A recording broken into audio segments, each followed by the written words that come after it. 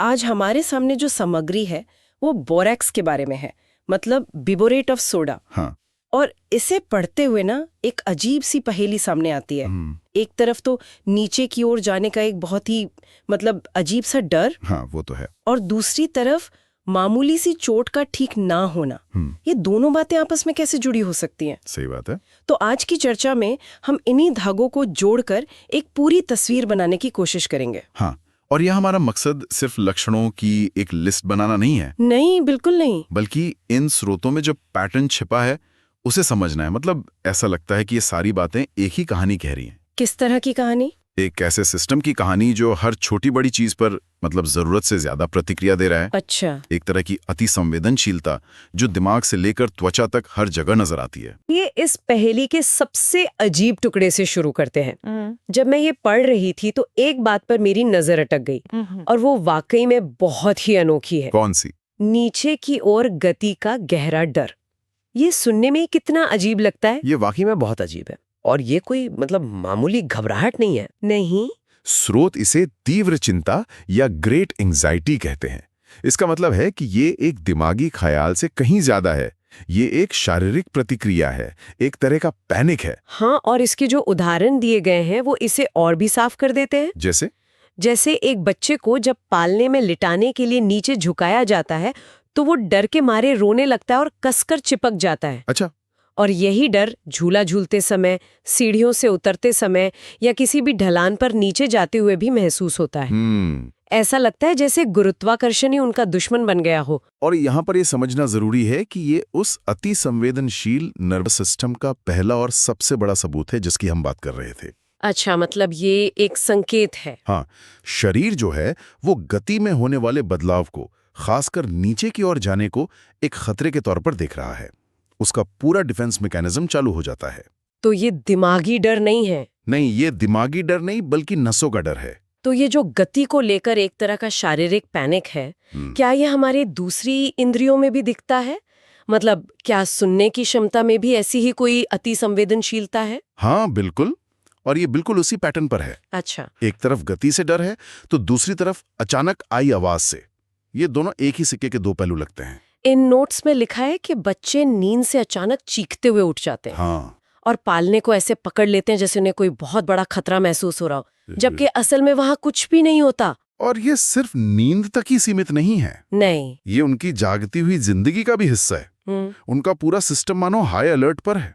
आप इसे ऐसे समझ सकती हैं कि उनके दिमाग का जो वॉल्यूम कंट्रोल है वो हमेशा बहुत ऊंचा सेट रहता है। हाँ, और जो आवाजें उन्हें डराती हैं वो भी बहुत मामूली है। बिल्कुल। जैसे किसी की खांसी, छींक या दूर से किसी के रोने की आवाज। सामग्री में तो यहाँ तक लिखा है कि माचिस जलाने की हल्की सी आवाज से भी वे बुरी तरह चौंक जाते हैं। ये तो रोजमर्रा की आवाजें हैं। इनसे कोई इतना कैसे डर सकता है? क्योंकि यहाँ बात आवाज के तेज या धीमे होने की नहीं है, बात है उसके अप्रत्याशित होने की। ओह, मतलब सडन होने की। हाँ बिल्कुल, उनका नर्वस सिस्टम किसी भी अचानक हुए बदलाव के लिए तैयार नहीं है, चाहे वो गति का बदलाव हो या ध्वनि का। वो हर छोटी मोटी चीज को एक बड़े खतरे की तरह प्रोसेस कर रहा है। ये जो दिमागी और भावनात्मक स्तर पर घबराहट है, क्या इसका कोई असर बाहरी तौर पर शरीर पर भी दिखाई देता है? क्या ये नोट्स इस बारे में कुछ बताते हैं? हाँ बिल्कुल, और यहाँ भी वही कहानी दिखती है। अच्छा।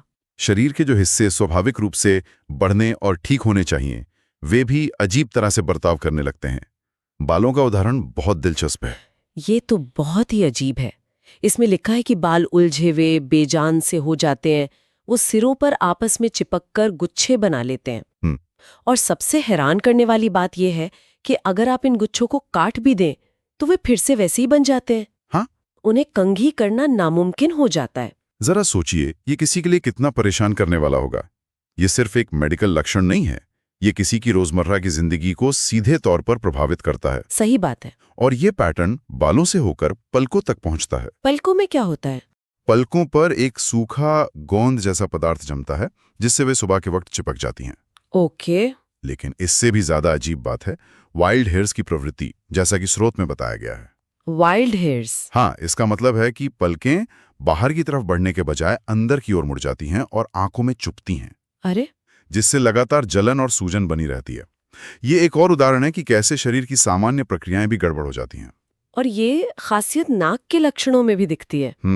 नथुने पपड़ीदार और सूजे हुए बताए गए हैं। नाक की नोक चमकदार लाल हो जाती है, खासकर युवा महिलाओं में। हाँ। और नाक बंद होने का भी एक खास तरीका है। हाँ। पहले दाईं नाक बंद होती है और फिर बाईं। बिल्कुल।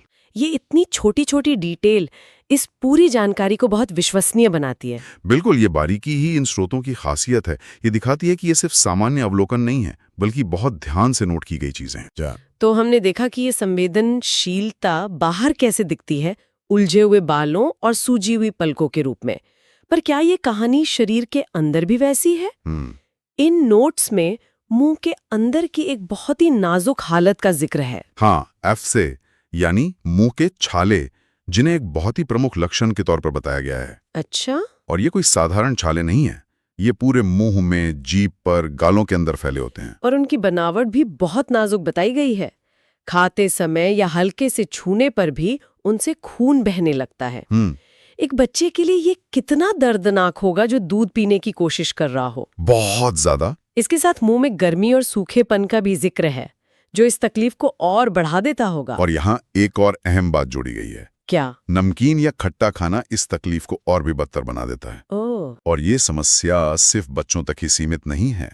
स्रोत के अनुसार ये बूढ़े लोगों में भी होती है, खासकर उनके नकली दांतों की वजह से। अच्छा। हाँ, ये दिखाता है कि ये समस्या किसी भी उम्र में हो सकती है, जब मुंह के अंदरूनी त्वचा कमजोर हो। अब एक और लक्षण पर आते हैं जो बहुत ही सटीक है और पहले बताए गए डर वाले लक्षण से सीधे तौर पर जुड़ता है। कौन सा?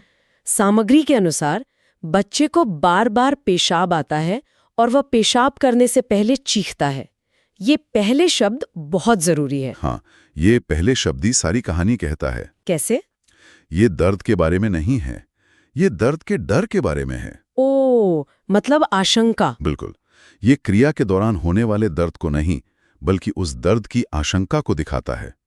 ये फिर से उसी अति संवेदनशीलता और चिंता के पैटर्न से सीधे जुड़ता है, जिसे हमने सबसे शुरू में देखा था। हाँ, ये तो एक बेहतरीन कनेक्शन है। बिल्कुल। इसी तरह का एक और लक्षण है ल्यूकोरिया, और उसका वर्णन भी काफी विस्तृत है।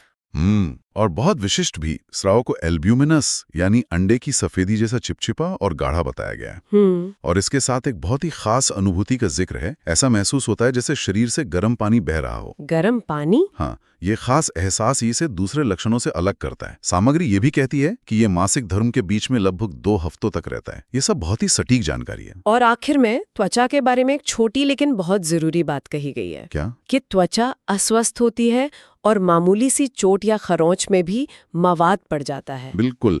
इसका सीधा मतलब है कि शरीर की खुद को ठीक करने की क्षमता भी प्रभावित हो गई है। मतलब हीलिंग पावर कम हो गई है। हाँ, तो अगर हम इन सबको एक साथ देखें तो एक ऐसी तस्वीर बनती है जहां शरीर का हर सिस्टम, चाहे वो नर्वस सिस्टम हो, त्वचा हो या श्लेष्मा झिल्ली हो, एक तरह से कमजोर और अति संवेदनशील हालत में है। हर चीज पर जरूरत से ज्यादा प्रतिक्रिया हो रही है। तो अब हमारे पास इस पहेली के सारे टुकड़े हैं: डर, घबराहट, उलझे बाल, नाजुक छाले। अब सवाल ये है कि इन्हें एक साथ कैसे रखा जाए।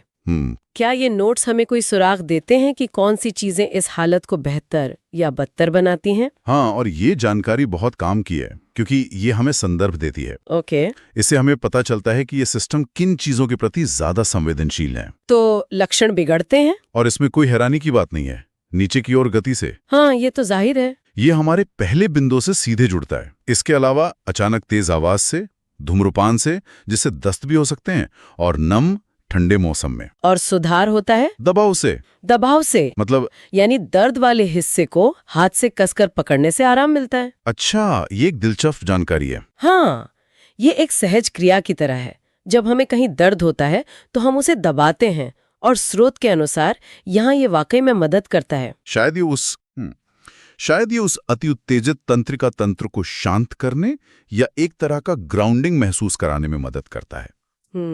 अब स्रोत में एक और हिस्सा है जो संबंध या रिलेशन के बारे में बात करता है।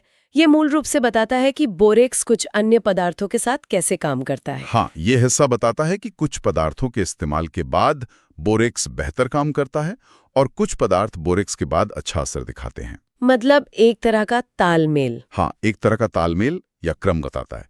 जैसे कैल्केरिया, सोरेनम और सल्फर के बाद ही अच्छा काम करता है। और फिर एक बहुत ही महत्वपूर्ण चेतावनी भी है जिसे असंगति या इनकम्पैटिबल कहा गया है।